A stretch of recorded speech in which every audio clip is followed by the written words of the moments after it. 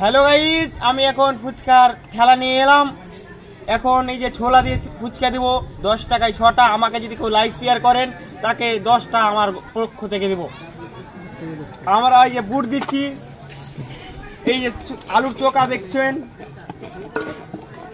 এই যে ফুচকা, বড় বড় ফুচকা, এটা কিট ফুচকা,